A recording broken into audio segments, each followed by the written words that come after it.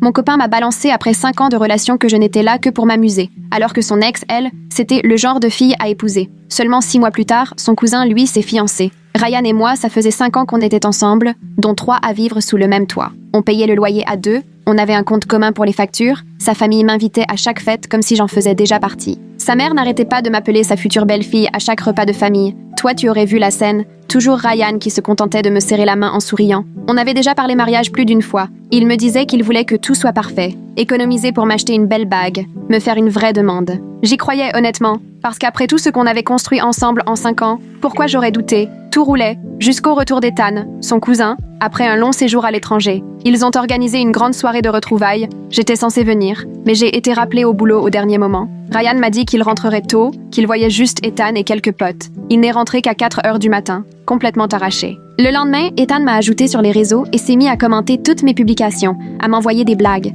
Ryan m'a dit qu'Ethan avait toujours été super sociable comme ça. Je trouvais ça sympa que son cousin fasse l'effort de venir vers moi. 2 semaines plus tard, on est à un barbecue chez Todd, un pote de Ryan. Je vais à la cuisine chercher à boire, j'entends les gars discuter sur la terrasse. Todd demande à Ryan quand il compte enfin me demander en mariage, vu qu'on est ensemble depuis toujours. Et là, Ryan se marre et sort que le mariage, c'est pour les filles avec qui on veut construire un truc sérieux, pas pour les filles comme moi, juste là pour s'amuser. Il a vraiment dit que j'étais sympa mais pas le genre à épouser. Son pote lui demande ce que ça veut dire. Ryan explique qu'il y a des filles avec qui on sort et des filles qu'on épouse, et qu'il avait déjà croisé la sienne à la fac, Alyssa, sa première copine, celle qu'il a larguée en 2e année. Il avoue qu'il regarde toujours son profil tous les jours et que c'est celle qui lui a échappé. Il ajoute que je suis pratique et marrante, mais que si Alyssa revenait, il l'attendrait. Tous les gars se sont foutus de moi avec des blagues lourdes sur les bagues et les salles de réception, alors que Ryan, tout ce qu'il attendait, c'était juste que le temps passe. J'étais plantée là en cuisine, les mains chargées de bière, alors que je voyais tout s'écrouler. 5 ans à vivre avec un mec qui ne me voyait que comme un bouche-trou.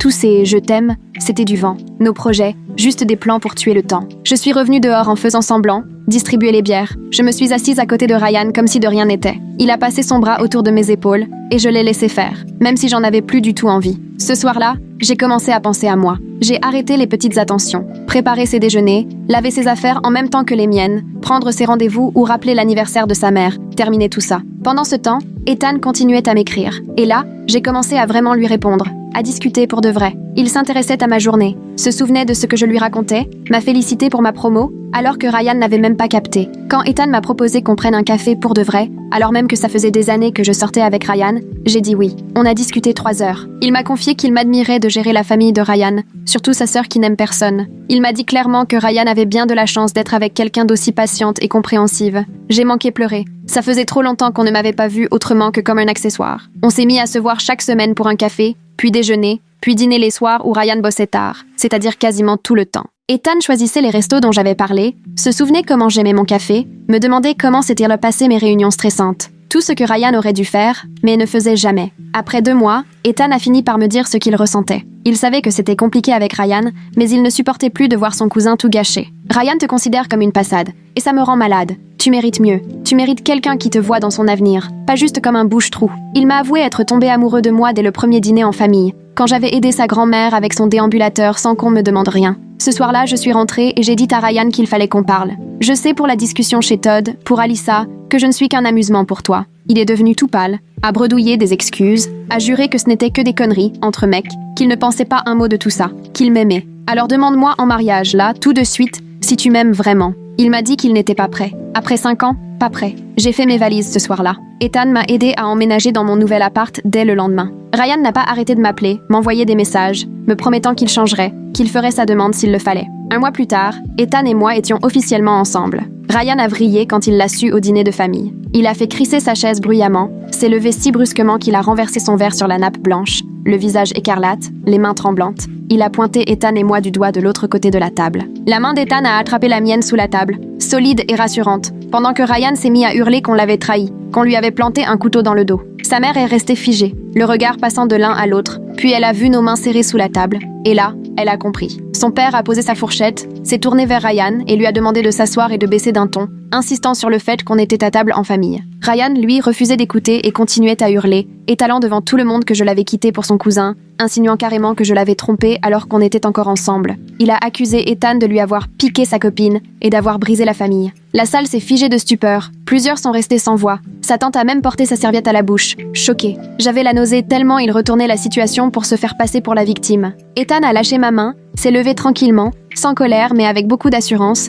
et il a planté son regard dans celui de Ryan. On a commencé à sortir ensemble quand elle était célibataire. Elle t'avait déjà quitté il y a 1 mois, elle était partie. C'était fini entre vous avant qu'il se passe quoi que ce soit entre nous. Il gardait un ton posé et ferme en expliquant à Ryan qu'il allait falloir accepter la situation et arrêter de faire des histoires. Ryan est alors devenu cramoisi de rage et il a craché qu'Ethan était un menteur. C'est là que Cheryl s'est levée, tout au bout de la table. Je me suis immédiatement tendue parce que Cheryl ne m'avait jamais porté dans son cœur tant que j'étais avec Ryan. Elle trouvait à redire sur mes fringues, critiquait mon boulot et se montrait distante à chaque repas de famille. Mais là, elle a fusillé Ryan du regard, écœuré, et lui a lancé d'arrêter de se donner en spectacle. Elle a lâché qu'elle avait toujours su qu'il ne réalisait pas la chance qu'il avait d'être avec moi, que j'avais été d'une patience et d'une gentillesse incroyables, que j'avais mieux encaissé leur famille que n'importe qui, et qu'elle était sincèrement heureuse que j'ai enfin trouvé quelqu'un qui m'appréciait à ma juste valeur. Elle m'a jeté un regard et a dit à Ethan, comme une évidence, qu'il avait beaucoup de chance et qu'elle espérait qu'on serait heureux tous les deux. J'en suis restée bouche bée. Jamais j'aurais imaginé que Cheryl vole un jour à mon secours. Ryan, hors de lui, s'est remis à hurler,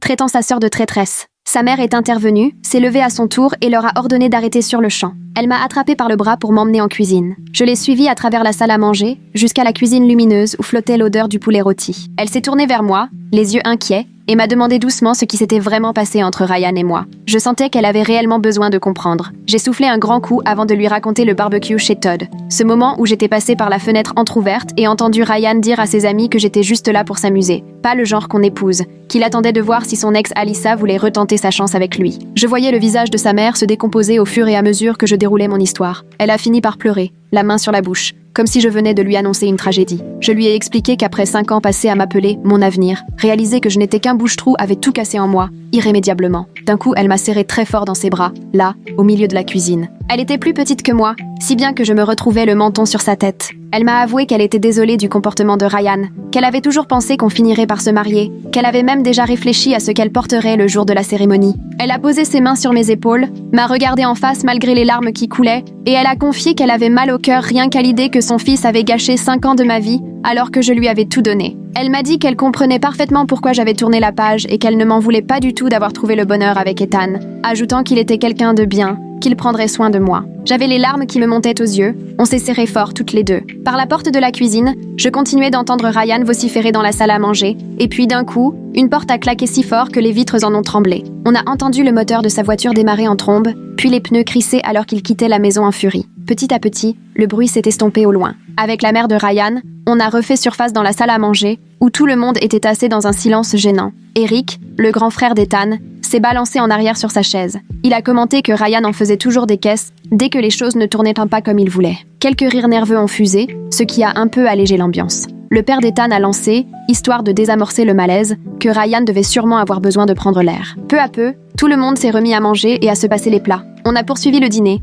mais la gêne restait palpable, même si la famille d'Ethan a tout fait pour m'intégrer comme si de rien n'était. Sa tante m'a posé plein de questions sur mon boulot, visiblement intéressée, tandis que son oncle proposait un resto qu'il voulait absolument nous faire découvrir à Ethan et moi. La grand-mère de Ryan, à qui j'avais déjà donné un coup de main avec son déambulateur lors d'anciens dîners, a saisi ma main ridée pour la tapoter doucement. Elle m'a dit qu'elle était heureuse que je reste dans la famille et qu'elle avait senti dès notre première rencontre que j'étais quelqu'un de bien. Je lui ai serré la main en retour et j'ai ressenti, malgré tout, de la gratitude d'avoir une partie de cette famille de mon côté. La semaine suivante a été atroce. Ryan m'a bombardé de messages, à toute heure, certains me suppliant de revenir vers lui, jurant qu'on pouvait tout arranger, d'autres remplis d'insultes parce que je sortais avec son cousin. Il me reprochait d'utiliser Ethan pour me venger, affirmait que je ne l'avais jamais vraiment aimé, m'accusait de détruire sa famille. Plus les jours passaient, plus ces messages devenaient venimeux. J'ai pris soin de tout garder, des captures d'écran sur mon téléphone, au cas où. Puis j'ai bloqué son numéro, et j'ai ressenti un véritable soulagement lorsque mon téléphone est enfin devenu silencieux.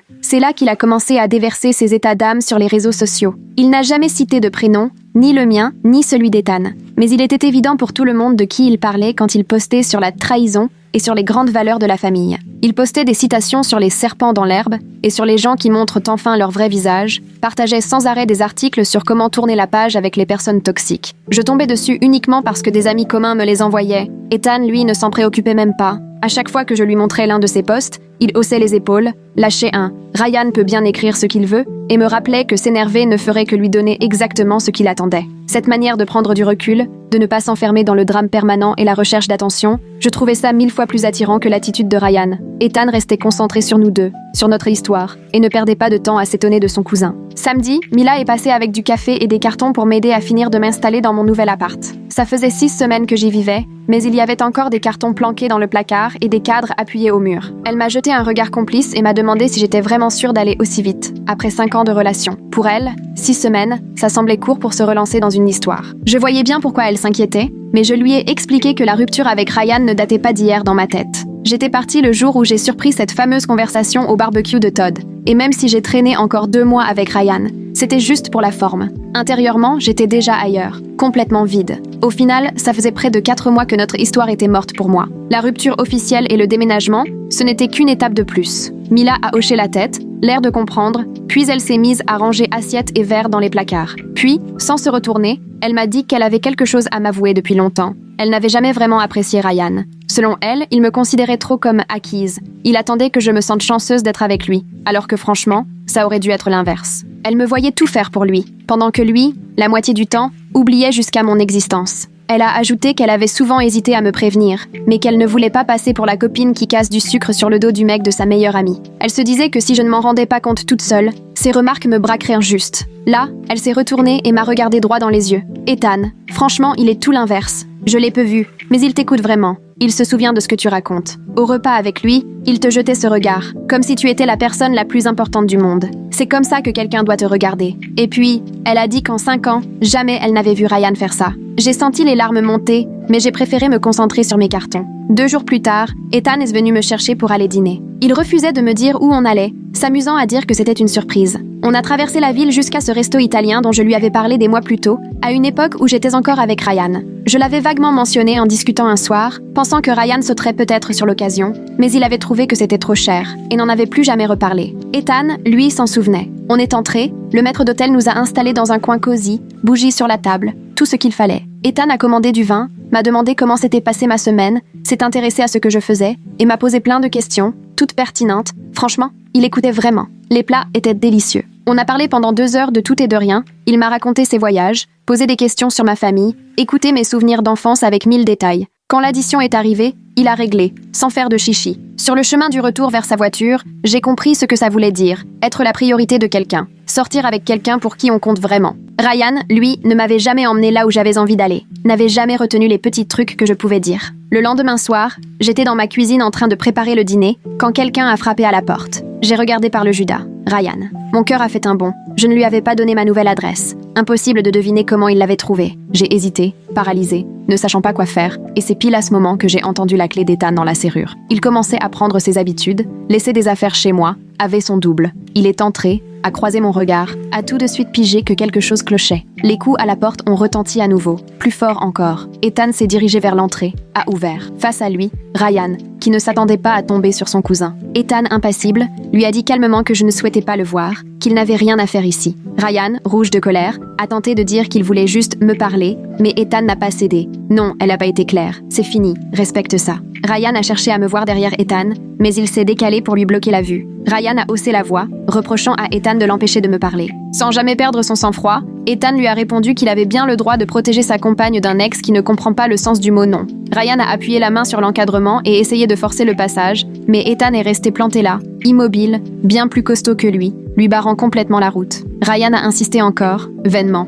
Ethan ne bougeait pas. Toujours d'un ton ferme mais posé, il a fini par lui dire de reculer et de partir. Ryan a fini par capituler, Mais il s'est mis à crier qu'on n'en avait pas fini, que je ne pourrais pas me cacher derrière Ethan éternellement, que je lui devais au moins une discussion après toutes ces années. Ethan lui a répondu que je ne lui devais rien, que s'il recommençait, ça se finirait avec la police. Ryan était resté là, quelques secondes, indécis, puis il a fini par faire demi-tour et descendre le couloir vers les escaliers. Ethan n'a pas bougé du seuil avant d'être certain que la porte de l'immeuble s'était refermée derrière lui. Après avoir refermé la porte et mis la chaîne, il s'est tourné vers moi alors que je tremblais de tous mes membres, les mains agitées, le ventre noué par la nausée. Ethan est venu me serrer dans ses bras. J'ai enfoui mon visage contre sa poitrine, cherchant à retrouver mon souffle. Il m'a tenu tout contre lui, bien fort, en me répétant que tout allait bien, que Ryan était parti. On était resté comme ça longtemps, jusqu'à ce que mes tremblements disparaissent. Après, on s'est installé sur le canapé, et Ethan m'a dit qu'on devrait vraiment envisager de demander une ordonnance de protection si jamais Ryan revenait. Il a insisté. Ce n'était pas normal que Ryan débarque chez moi sans prévenir, alors même que j'avais coupé les ponts. Il m'a même proposé de venir dormir plus souvent chez moi, pour que je ne me retrouve pas seule si jamais Ryan ressurgissait. J'ai accepté, et je me suis blottie contre lui. 3 jours plus tard, j'ai reçu un appel de la mère de Ryan. Elle voulait savoir si je venais à l'anniversaire d'Eric le week-end à venir. J'ai marqué un temps d'hésitation, bien consciente que Ryan risquait d'y être aussi, mais elle m'a rassurée. Ryan n'était pas invité, elle l'avait expressément écarté après qu'Ethan lui ait raconté ce qui s'était passé chez moi. Elle m'a avoué qu'elle avait honte du comportement de son fils, et tenait absolument à ce que je me sente en sécurité lors des réunions de famille. Selon elle, Eric comptait vraiment sur ma présence, et l'ensemble de la famille se ferait une joie de me voir. J'ai fini par accepter. La fête se passait chez les parents de Ryan, un samedi après-midi. Ethan est venu avec moi, et dès notre arrivée, sa mère m'a prise dans ses bras. Son père est venu serrer la main d'Ethan, puis il s'est adressé à moi. « Je voulais te présenter des excuses au nom de Ryan », m'a-t-il confié. « On ne l'a pas élevé pour qu'il se comporte ainsi, et je suis profondément désolée qu'il ait pu t'effrayer chez toi. La femme d'Eric est venue m'accueillir chaleureusement. Je suis ravie que tu sois là, a-t-elle déclaré en me tendant un verre. Toute l'après-midi,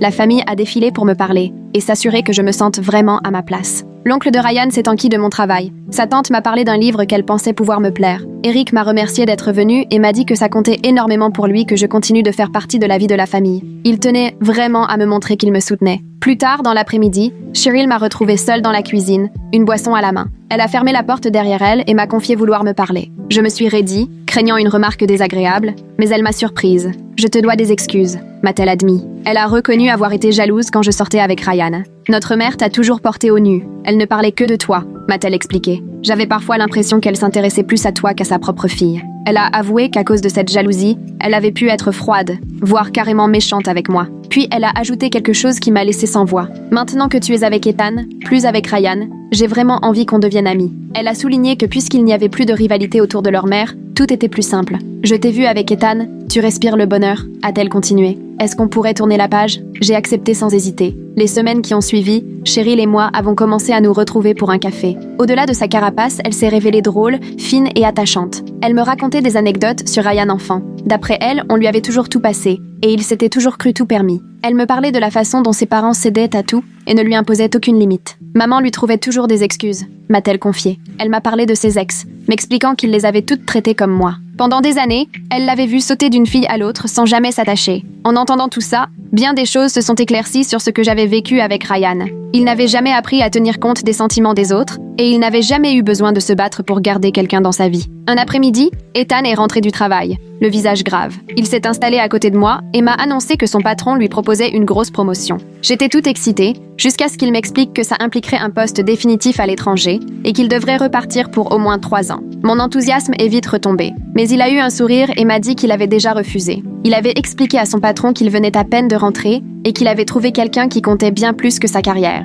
Il n'avait aucune intention de partir. Je le regardais, bouleversé, la gorge serrée, les larmes aux yeux. Il renonçait à une opportunité professionnelle immense, pour moi, pour nous. Après 5 ans passés avec Ryan, qui n'a jamais su s'engager, même pour fixer une date de fiançailles, voilà qu'Ethan, après seulement 6 mois, me mettait en premier. Je lui ai demandé s'il était vraiment sûr de lui. Il m'a prise dans ses bras et m'a dit que c'était la chose dont il avait toujours été le plus certain. Ce soir-là, on a discuté jusque tard de projets réels d'avenir. Il voulait qu'on se fiance dans l'année, se marier l'année suivante. Il parlait déjà d'enfants, voulait connaître mon avis sur le meilleur moment et m'a même parlé de quartiers qu'il trouvait idéaux pour les écoles, alors qu'on n'y était pas encore. Tout était concret, réfléchi. Rien à voir avec les « on verra » ou les « un jour peut-être » de Ryan, chaque fois qu'on parlait du futur. La semaine suivante, j'ai commencé à recevoir des appels d'amis communs. Ryan racontait partout que je l'avais trompé avec Ethan. Il disait que j'avais caché notre relation pendant des mois alors qu'on était encore ensemble, que j'avais séduit son cousin exprès pour me venger. Une collègue m'a même transmis des captures d'écran de ce que Ryan écrivait dans des groupes de discussion. Il me faisait passer pour une personnes épouvantables, responsables de la destruction de leur famille. J'en avais mal au cœur de voir tout ça, mais je ne voulais pas donner d'importance à ces mensonges. Puis, un jour, Todd m'a envoyé un message à l'improviste, me demandant si on pouvait se parler. J'étais nerveuse. Todd étant un ami de Ryan, je craignais qu'il ait cru à toutes ces histoires. On s'est retrouvés autour d'un café, et il s'est tout de suite excusé. Il m'a expliqué qu'il connaissait la vraie chronologie, parce que Ryan lui avait confié que j'avais rompu avant quoi que ce soit avec Ethan. Pour lui, Ryan était tout simplement blessé et inventait des histoires par rancune. Todd m'a rassuré. Il avait déjà expliqué la vérité à leur groupe d'amis et avait rappelé à tout le monde ce que Ryan avait dit, un jour de barbecue, que je n'étais là que pour s'amuser. Il a ajouté que la plupart de leurs amis regrettaient d'avoir cru Ryan au début. Puis Todd m'a vraiment surprise en s'excusant pour son comportement ce jour-là. Il s'en voulait d'avoir ri quand Ryan parlait de moi comme d'une simple passade, et il m'a avoué qu'il aurait dû dire quelque chose au lieu de laisser passer ça. Il m'a dit qu'il était soulagé que je sois partie avant de perdre d'autres années avec quelqu'un qui ne me méritait pas. Je l'ai remercié pour sa franchise et d'avoir mis un terme aux rumeurs lancées par Ryan. Ça comptait énormément à mes yeux qu'un de ses amis ait le courage de défendre la vérité, même si ça lui coûtait une amitié. 3 mois plus tard, avec Ethan, on s'est offert un week-end dans une petite ville balnéaire où je rêvais d'aller depuis des années. Avec Ryan, chaque voyage était source de tension. Il décidait de tout sans jamais me demander mon avis, et la moindre suggestion de changement déclenchait une dispute. Cette escapade avec Ethan n'avait rien à voir. Tout était simple, fluide. On choisissait ensemble les restos, les balades, l'organisation de nos journées. Le jour où j'ai voulu laisser tomber le musée pour rester plus longtemps à la plage, Ethan a souri et trouvé l'idée parfaite. Quand l'envie lui prenait d'un resto de fruits de mer mais que ça ne me tentait pas, on optait pour autre chose sans se prendre la tête. Ce séjour avait vraiment le goût d'un vrai duo. On avançait ensemble, à égalité. Le dernier soir, sur la plage devant un coucher de soleil splendide, Ethan est soudain devenu silencieux. Puis il m'a confié qu'il tombait amoureux de moi. Il a ajouté que tout avait commencé dès nos premiers cafés, alors que je pensais encore mes plaies laissées par Ryan. Il m'a dit que me voir reprendre confiance au fil des mois avait été un vrai bonheur, et qu'il mesurait la chance d'avoir pu entrer dans ma vie, malgré mon histoire compliquée avec Ryan et sa famille. J'avais le cœur qui battait à toute vitesse, les larmes aux yeux, parce que jamais personne ne m'avait parlé d'amour comme ça. Ryan me disait souvent « je t'aime », mais au fil du temps, c'était devenu vide de sens, juste une formule à répéter machinalement. Avec Ethan, c'était tout l'inverse. Je lui ai dit que je l'aimais aussi, d'un amour que je n'avais encore jamais ressenti. Avec Ryan, je devais toujours prouver ma valeur, espérer un engagement qui ne venait jamais. Avec Ethan, je ressentais un respect profond, un vrai partenariat. On se choisissait mutuellement, jour après jour, loin de cette impression d'être toujours en train de courir après quelqu'un qui m'échappait. On est restés enlacés sur la plage, et je ne m'étais pas sentie aussi sereine depuis des années. De retour chez moi, j'ai posté quelques photos du week-end sans y penser davantage. 2 jours plus tard, je me réveille et je découvre un long mail de Ryan dans ma boîte, avec pour objet « Il faut qu'on parle ». J'ai tout de suite senti mon estomac se nouer. J'ouvre le mail, 3 longs paragraphes où il m'accuse de ne jamais l'avoir aimé, d'avoir seulement profité de lui pour la stabilité et de préparer mon départ pour Ethan depuis longtemps, comme si notre histoire n'avait été qu'un tissu de mensonges. Il poursuivait en disant que je l'avais manipulé, qu'il avait perdu son temps avec moi, alors qu'il aurait pu rencontrer quelqu'un qu'il aurait vraiment aimé. Pour couronner le tout, il avait mis sa mère en copie, histoire d'avoir un témoin, et sans doute de susciter sa compassion. J'ai relu son message 2 fois, et, à ma surprise, au lieu d'être triste, j'étais en colère. Il réécrivait notre histoire pour se faire passer pour la victime, alors que c'était lui qui m'avait traité de provisoire et gardé sous le coude en attendant le retour de son ex. Je n'ai pas répondu à Ryan, mais j'ai transféré le mail à sa mère avec juste un mot pour qu'elle sache ce que son fils m'envoyait. 20 minutes plus tard, elle m'appelait pour s'excuser, encore une fois. Elle m'a dit qu'elle allait parler franchement à son fils, qu'il devait tourner la page et accepter que notre histoire était finie. Sa voix était lasse, usée par les manigances de Ryan. Quelques jours après, elle m'a proposé d'aller déjeuner ensemble. J'ai accepté, un peu nerveuse à l'idée de ce qu'on allait se dire. On s'est retrouvés dans un petit café, où elle m'est apparue changée, plus grave. Elle m'a confié qu'elle avait commencé à voir une thérapeute pour travailler sur sa culpabilité d'avoir trop gâté Ryan et justifier chacun de ses excès au lieu de lui apprendre à se responsabiliser. Elle voulait changer, m'a-t-elle dit, et cela passait par l'honnêteté sur ses propres erreurs. Elle s'est excusée de m'avoir laissé souffrir à cause de Ryan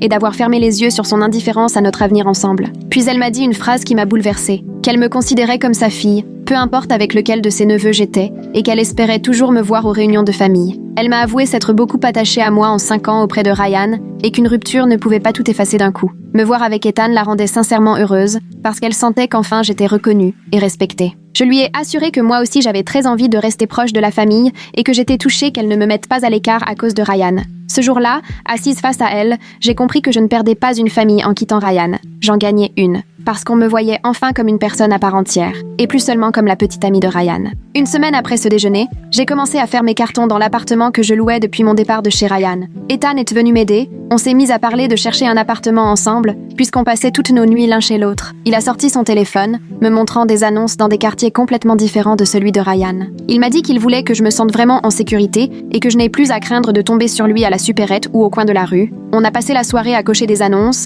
passer des coups de fil pour planifier des visites le week-end suivant. Le premier appart était minuscule, le deuxième mal agencé, mais le troisième nous a tapé dans l'œil tout de suite. Un beau 2 pièces dans un immeuble récent, avec gardien et caméra dans le hall d'entrée. La cuisine était entièrement équipée, le salon baignait de lumière grâce aux grandes fenêtres. Ethan m'a prise par la main, on a visité chaque pièce, il voulait savoir ce que j'en pensais. Dans la chambre vide qui allait devenir la nôtre, il m'a glissé que ça pourrait vraiment être un nouveau départ pour nous deux. Le loyer était un peu plus élevé que mon ancien appart, mais Ethan a tenu à participer davantage, considérant qu'il gagnait mieux sa vie. Après la visite, on s'est installé dans sa voiture et on a enfin eu une vraie discussion d'adultes sur la manière dont on allait partager les dépenses de façon équitable. Il a sorti un tableau sur son téléphone pour m'expliquer sa proposition à partir de nos salaires respectifs. Je n'avais encore jamais partagé ma vie avec quelqu'un qui voyait la gestion de l'argent comme un projet commun. Ryan, lui, avait toujours eu cet air de me faire une faveur en me laissant payer la moitié, alors qu'il gagnait 2 fois ce que je gagnais. On a envoyé notre dossier pour l'appartement le soir même, et 3 jours plus tard, on apprenait qu'on était accepté.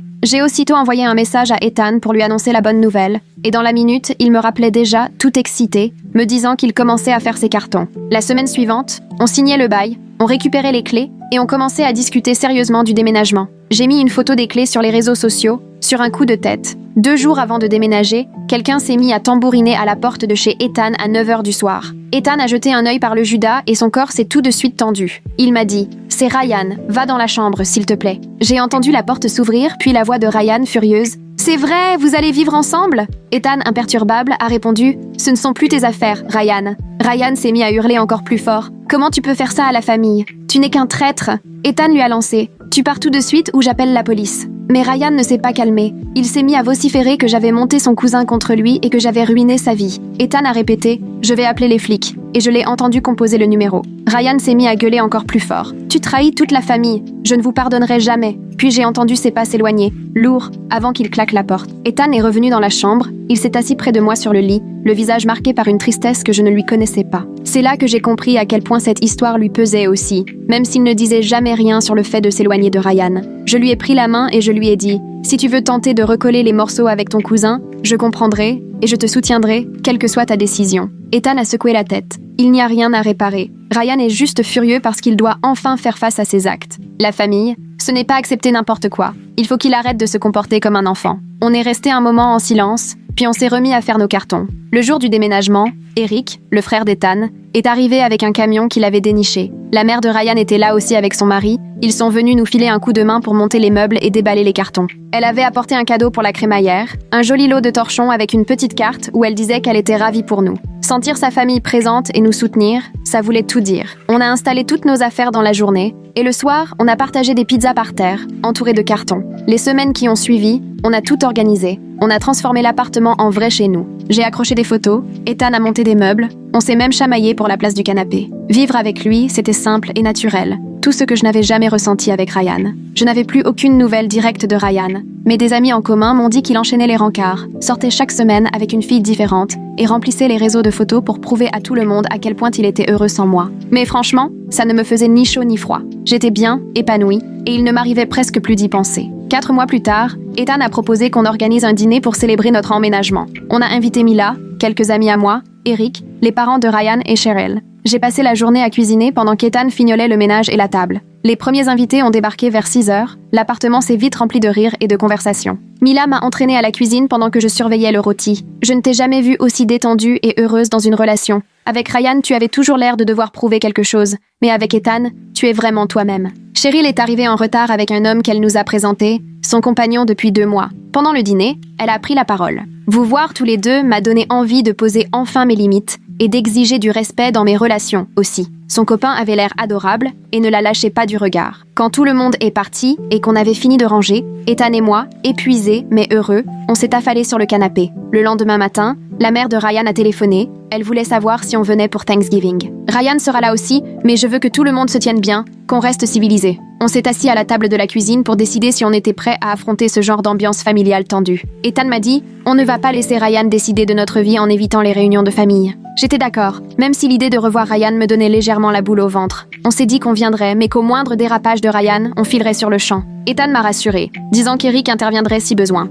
J'ai noté Thanksgiving sur le calendrier et j'ai essayé de ne pas trop y penser. Le matin du jour J, j'avais l'estomac noué. Ethan m'a apporté un café au lit pendant que j'essayais de choisir quoi porter. Il s'est installé au bord du lit et m'a rappelé « On part dès que tu ne te sens pas bien, d'accord ?» Vers 10h, Eric a appelé pour dire qu'il arriverait plus tôt et qu'il s'occuperait de Ryan au cas où. On a enfilé nos fringues et on est parti chez ses parents avec une tarte achetée en magasin. J'étais trop stressée pour en faire une moi-même. En arrivant, on a vu que l'allée était déjà pleine de voitures et que le pick-up de Ryan était garé près du garage. Avant de sortir, Ethan m'a serré la main, puis il a porté la tarte pendant que je le suivais jusqu'à la porte. Sa mère nous a accueillis chaleureusement en nous prenant dans ses bras et elle m'a soufflé à l'oreille que tout allait bien se passer. À l'intérieur, la maison embaumait la dinde et la farce. Tout le monde discutait, riait dans le salon. Ryan était assis sur le canapé avec son père. Ils regardaient le foot, il a levé les yeux à notre arrivée, puis s'est remis à fixer l'écran, comme si on n'existait plus. Eric s'est approché de nous, a donné une petite tape amicale à Ethan, puis nous a proposé d'aller chercher quelque chose à boire à la cuisine. On lui a emboîté le pas, et tout de suite, je me suis sentie un peu moins tendue en quittant l'agitation du salon. Cheryl était occupée à écraser des pommes de terre. En me voyant, elle m'a adressé un sourire chaleureux et a lancé « Je suis contente que tu sois là ». L'après-midi s'est étiré lentement, chacun bavardant, mais on sentait bien que tout le monde évitait soigneusement de parler des sujets qui fâchent. Pendant le dîner, Ryan est resté muré dans son silence. Il n'a même pas osé jeter un regard vers nous en faisant passer les plats, assis à l'autre bout de la table, absorbé dans son assiette tandis que la discussion battait son plein. Après manger, sa mère m'a prise à part dans le couloir pour me confier que Ryan suivait une thérapie depuis 1 mois. Elle m'a expliqué qu'il apprenait à accepter la séparation et à faire le deuil de notre histoire. Ça m'a soulagée d'apprendre qu'il s'en sortait du mieux qu'il pouvait et qu'il ne restait pas enfermé dans sa colère. Elle m'a prise dans ses bras en espérant que, bientôt, tout redeviendrait normal lors des réunions de famille. Ce soir-là, après le départ des invités, Ryan m'a retrouvée dans la cuisine alors que je rangeais les restes. Il est resté un moment sans dire un mot, appuyé contre la porte, puis a demandé s'il pouvait me parler en privé. Mon cœur s'est emballé, mais j'ai accepté et je l'ai suivi sur la terrasse où le froid tombait et où tout était calme. Il a glissé les mains dans ses poches, les yeux rivés au sol, puis il s'est enfin lancé « Je suis désolée pour la façon dont je t'ai traitée pendant notre relation et surtout après ». Il a admis qu'il m'avait considérée comme acquise, n'avait pas su apprécier ce qu'on avait jusqu'à ce que tout s'arrête. Je comprends pourquoi tu es partie, même si ça me fait mal de te voir avec Ethan. Sa voix s'est brisée sur le prénom de son cousin, et je voyais ce que ça lui coûtait. Mon psy m'aide à réaliser qu'à force de m'accrocher au passé, je suis passée à côté du présent, a-t-il ajouté en croisant enfin mon regard. Puis il a déclaré « Je sais qu'on ne pourra pas rester amis, mais j'espère qu'un jour tu pourras me pardonner. » Je lui ai répondu que j'acceptais ses excuses, à condition qu'il respecte mes limites dorénavant. Je ne veux plus d'embarras, ni de tensions étranges à chaque repas de famille. Il a acquiescé, m'assurant qu'il voulait aller de l'avant lui aussi et qu'il souhaitait qu'un jour, nos rencontres redeviennent naturelles. On est resté un instant là, en silence, avant de chacun regagner la maison de notre côté. Ethan m'attendait au salon, et j'ai vu à son regard qu'il essayait de deviner comment la conversation s'était passée avant même que je m'assoie à ses côtés. Plus tard, dans la voiture, je lui ai raconté l'échange avec Ryan, et il avait l'air soulagé d'apprendre que son cousin réussissait à tourner la page. Noël et le Nouvel An se sont passés bien plus sereinement après cet épisode. Ryan venait toujours lors des réunions, il restait plutôt en retrait, mais il était cordial dès qu'on devait se parler. J'ai arrêté de guetter la moindre de ses réactions chaque fois qu'Ethan posait la main sur moi ou qu'on riait ensemble. Pour la nouvelle année, sa mère a organisé un dîner où Ryan, pour la première fois, a glissé une blague qui nous incluait tous, sans aucune trace d'amertume dans la voix. Ethan a remarqué que j'avais l'air apaisée, et un soir, il m'a confié « Te voir traverser tout ce chaos familial tout en restant aussi douce, ça m'a fait aimer encore plus ». Janvier est arrivé et la routine a repris doucement dans notre appartement. Après les fêtes, le travail a repris, tout comme nos habitudes de dîner en tête-à-tête ou de traîner devant des séries sur le canapé. Pourtant, j'ai vite remarqué qu'Ethan avait changé d'attitude. Il passait des coups de fil à huis clos dans la chambre, il était toujours sur la défensive avec son ordi portable, fermant vite les onglets à mon passage. À chaque fois, une vieille angoisse refaisait surface, une impression de déjà-vu. Ryan qui camouflait ses discussions avec son ex. Mais cette fois, j'ai refusé de me laisser empoisonner par le passé. Je n'ai ni fouillé dans son téléphone, ni exigé d'explications. J'ai décidé de lui faire confiance. Après tout, il l'avait largement mérité. 2 semaines plus tard, Ethan m'a demandé de sortir le grand jeu pour un dîner, et je l'ai vite senti fébrile pendant qu'il se préparait, les yeux rivés sur son téléphone, ce qui ne lui ressemblait pas du tout. Il m'a emmené dans le même restaurant que notre tout premier rendez-vous, à l'époque où j'étais terrorisée à l'idée de recommencer quelque chose. Pendant tout le repas, il m'a tenu la main, mais il était absorbé ailleurs, à surveiller constamment son téléphone, au point de m'inquiéter. Après le plat principal, Il a prétexté aller aux toilettes et a disparu un long moment. Lorsqu'il est revenu, le serveur a déposé un dessert qui ne venait pas de nous. Ethan n'a presque pas touché à son gâteau. Il se contentait de me regarder, les yeux brillants, tandis que je mangeais le mien. Je lui ai demandé s'il allait bien et il a répondu « Je vais très bien », mais sa voix tremblait. D'un coup, il a repoussé sa chaise, s'est mis à genoux devant moi, là, au milieu du restaurant. Ma fourchette a glissé de mes mains. Il a sorti un petit écrin de sa poche, l'a ouvert et m'a montré une bague. Puis il a commencé à me dire que, même si cela ne faisait que 6 mois, il n'avait jamais été aussi sûr de lui. Tu mérites quelqu'un qui te considère comme son évidence dès le premier jour, et je veux être cette personne-là pour toi. J'avais déjà les larmes aux yeux avant même qu'il ait fini sa phrase. Je n'ai cessé de répéter « oui », tandis qu'il glissait la bague à mon doigt. Aussitôt, tout le restaurant a applaudi, et nos voisins de table ont levé leurs verres pour nous. Assise là, les joues baignées de larmes, j'ai compris que c'était tout ce que j'avais attendu, en vain, avec Ryan pendant 5 ans. Ethan, lui, me l'offrait après seulement 6 mois, parce qu'il ne lui a pas fallu des années pour comprendre ce qu'il voulait. La bague était parfaite, d'un joli raffinement discret, avec une pierre ronde qui attrapait joliment la lumière à chaque mouvement de la main. Ethan a réglé l'addition sans tarder et nous sommes sortis, moi encore sous le choc en admirant la bague à mon doigt. Dans la voiture, il m'a avoué qu'il préparait cette surprise depuis des semaines, que c'était pour ça qu'il avait tous ses petits secrets. Il m'a expliqué qu'il était allé voir mes parents le mois dernier, soi-disant pour le travail, mais qu'en réalité, il en avait profité pour leur demander leur accord. Il avait aussi discuté avec ses propres parents et même appelé Mila, juste pour s'assurer que le moment était bien choisi et que j'étais vraiment prête à franchir ce cap.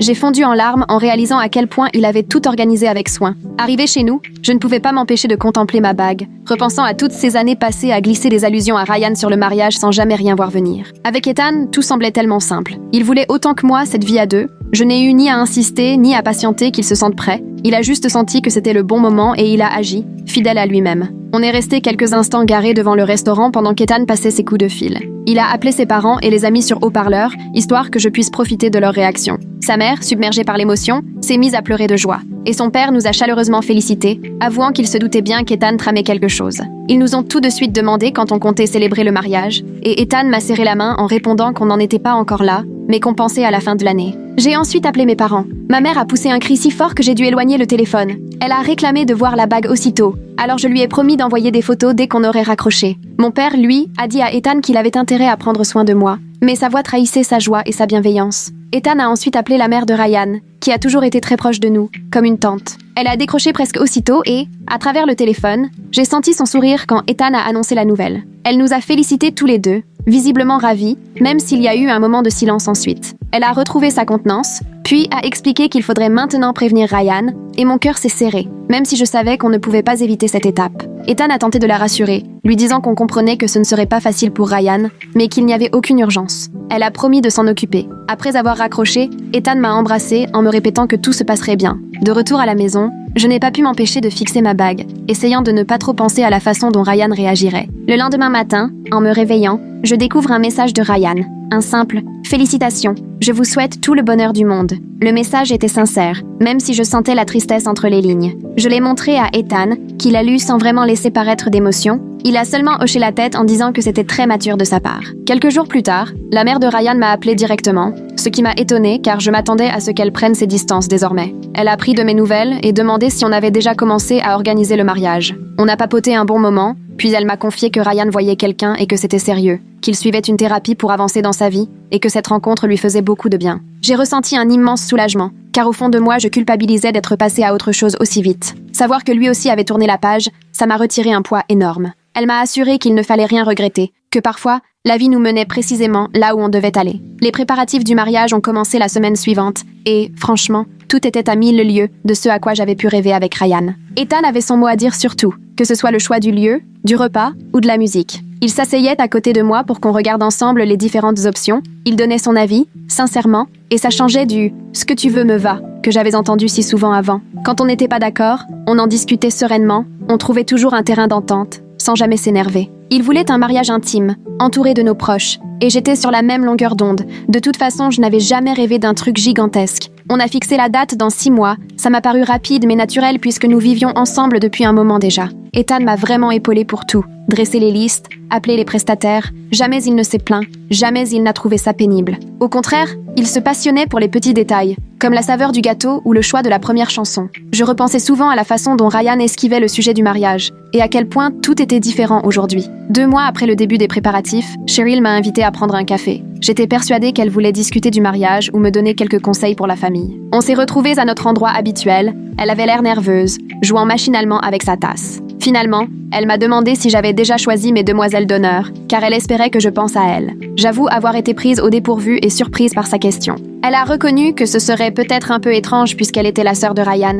mais qu'avec le temps, on était devenus de vrais amis et qu'elle tenait à être là pour partager cette journée avec moi. Je l'ai acceptée sans hésiter, car elle avait raison, on était vraiment proches. Elle m'a serrée dans ses bras, là, au milieu du café, émue et heureuse. Sur le chemin du retour, j'ai réalisé que le fait d'avoir la sœur de Ryan à mes côtés prouvait que j'avais gagné une famille entière, bien loin de tout perdre. Toute cette histoire aurait pu nous éloigner, mais au contraire, elle m'a rapproché d'eux encore plus. La mère de Ryan, elle, tenait absolument à me préparer une fête prénuptiale, même si j'essayais de la convaincre que ce n'était pas indispensable. Elle m'a confié qu'elle imaginait cette fête pour moi depuis des années, et que ce n'était pas parce que j'épousais Ethan que ça allait changer. Elle a invité nos 2 familles et quelques-unes de mes amies. Et, le jour venu, je dois avouer que j'étais un peu tendue à l'idée de mélanger tout ce monde. Ryan n'est évidemment pas venu, mais il m'a envoyé un cadeau splendide accompagné d'une carte pleine de vœux de bonheur. Pendant la fête, tout le monde ne cessait de souligner à quel point il avait mûri et combien il avait évolué. Mes collègues étaient présentes, tout comme Cheryl et quelques cousins d'Ethan. Et j'ai eu la sensation, ce jour-là, que les 2 parties de ma vie s'assemblaient enfin. On a joué au jeu traditionnel des enterrements de vie de jeunes filles. On a ouvert les cadeaux, et je me suis vraiment sentie entourée de personnes qui comptaient pour moi, qui tenaient sincèrement à moi. Sa mère a pris la parole pour un petit discours, confiant qu'elle m'avait toujours considérée comme sa propre fille et qu'aucun rebondissement ne changerait ça. Elle a dit qu'elle était heureuse que je reste dans la famille et qu'elle avait hâte de m'appeler officiellement sa belle-fille. Un peu plus tard, la grand-mère de Ryan m'a discrètement emmenée dans la cuisine, toute menue, souvent silencieuse au repas de famille, mais qui observe tout sans jamais rien manquer. Elle m'a pris la main et m'a dit qu'elle avait senti, dès notre premier dîner, que Ryan ne me voyait pas à ma juste valeur. Elle se souvenait encore de la façon dont je l'avais aidé sans hésiter avec son déambulateur. Comment je veillais toujours à ce qu'il ne lui manque rien, et déjà elle s'était dit que Ryan avait de la chance. Mais elle avait aussi remarqué qu'il ne me regardait jamais comme Ethan le faisait. Elle a ajouté « Ethan te regarde comme mon mari me regardait autrefois, et c'est là qu'on reconnaît l'amour vrai. » Elle m'a serré la main très fort, ajoutant qu'elle était contente que j'ai pu trouver ce genre d'amour, même si le chemin avait été semé d'embûches. Je l'ai serrée dans mes bras, tentant tant bien que mal de retenir mes larmes, touchée bien plus qu'elle ne devait l'imaginer. 6 mois après la demande d'Ethan, le grand jour est enfin arrivé. On avait choisi un petit lieu convivial pouvant accueillir à peine 70 personnes, juste des proches et nos amis. Je me suis préparée entourée de mes demoiselles d'honneur, dont Cheryl, et ma mère fondait en larmes chaque fois qu'elle me croisait dans ma robe. La cérémonie était courte, simple, parfaitement à l'image de ce que j'avais toujours voulu. Les 2 familles étaient rassemblées, personne ne faisait de vagues, et j'ai aperçu la mère de Ryan au premier rang, en train d'essuyer ses larmes. Quand Ethan et moi avons échangé nos vœux, j'ai ressenti une sérénité absolue, sans la moindre peur ou hésitation. Il m'a promis de toujours me choisir en priorité et de ne plus jamais me laisser douter de ma place dans sa vie. De mon côté, je lui ai juré ma confiance et la volonté de construire un vrai partenariat, à égalité. Après notre baiser et notre sortie main dans la main en tant que jeune mariée, j'ai revu la mère de Ryan, cette fois en larmes de bonheur. Elle est venue nous embrasser, émue aux larmes, assurant que c'était le plus beau mariage auquel elle ait assisté. La soirée s'est déroulée dans une ambiance chaleureuse, sans prise de tête, pleine de joie. Ryan est finalement arrivé, accompagné de sa nouvelle copine, une femme douce, qui semblait parfaitement lui convenir. Ils ont passé la soirée avec leurs amis, tout semblait naturel et apaisé. Lors du cocktail, Ryan nous a rejoints pour féliciter Ethan, lui serrant chaleureusement la main. Il paraissait sincèrement content pour nous. Il m'a dit que j'étais superbe et nous a souhaité beaucoup de bonheur. Sa petite amie était là, un sourire bienveillant aux lèvres, et j'ai compris qu'elle connaissait probablement l'histoire, sans qu'aucun malaise ne transparaisse. Avant de partir tôt, ils ont précisé vouloir nous laisser pleinement profiter de la fête, attention que j'ai beaucoup appréciée. À leur départ, j'ai vraiment senti que je pouvais entièrement me détendre et savourer le bonheur d'être enfin mariée. On a dansé, dégusté le gâteau, échangé avec tous nos invités, tout était spontanément parfait. La lune de miel à Hawaï a duré 2 semaines, un choix fait à 2 selon nos envies du moment. On passait nos journées à la plage, à marcher dans la nature, à tester de nouveaux restos. Je n'avais jamais été aussi sereine. Un soir, assis face au coucher de soleil, Ethan m'a confié qu'il se sentait l'homme le plus chanceux du monde. Il m'a avoué qu'à son retour d'expatriation, il n'aurait jamais imaginé épouser quelqu'un comme moi,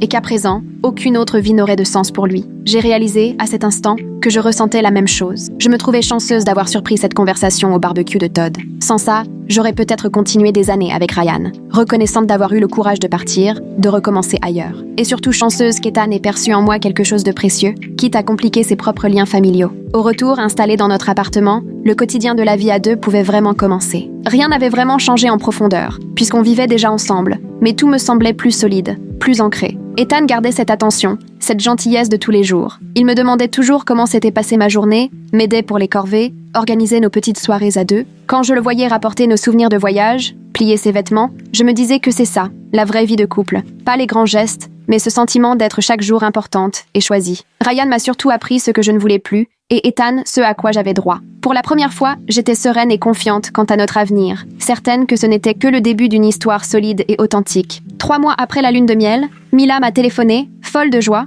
pour m'annoncer ses fiançailles. Son compagnon l'avait demandé en mariage sur la plage de leur premier rendez-vous. Elle n'en revenait pas, répétant que tout était parfait. Elle voulait que je sois sa témoin. J'ai accepté sans hésiter, l'émotion me gagnant déjà au bout du fil. Le lendemain, on s'est retrouvés au café pour lancer les préparatifs. Elle m'a alors pris la main et, les yeux brillants, m'a confié que c'est grâce à moi qu'elle avait compris qu'elle pouvait aspirer à mieux. Ma décision de quitter Ryan, de me tourner vers quelqu'un qui me plaçait en priorité, lui avait ouvert les yeux sur ce qu'elle méritait elle aussi. Pendant des années, elle s'était contentée d'hommes qui la plaçaient au second plan. Mais me voir changer de vie lui a donné la force d'exiger davantage. Son fiancé la valorise depuis le premier jour, tout comme Ethan avec moi. Je l'ai serré fort dans mes bras, sincèrement heureuse qu'elle ait, elle aussi, rencontré la bonne personne. 2 semaines plus tard, la mère de Ryan m'a appelé pour inviter Ethan et moi à dîner chez eux en famille, précisant qu'elle avait une grande nouvelle à annoncer et qu'elle tenait à ce que tout le monde soit là. On est arrivé un samedi soir, toute la famille était déjà rassemblée dans la salle à manger. Ryan était venu avec sa copine, Jessica, une fille vraiment sympa. Après le repas,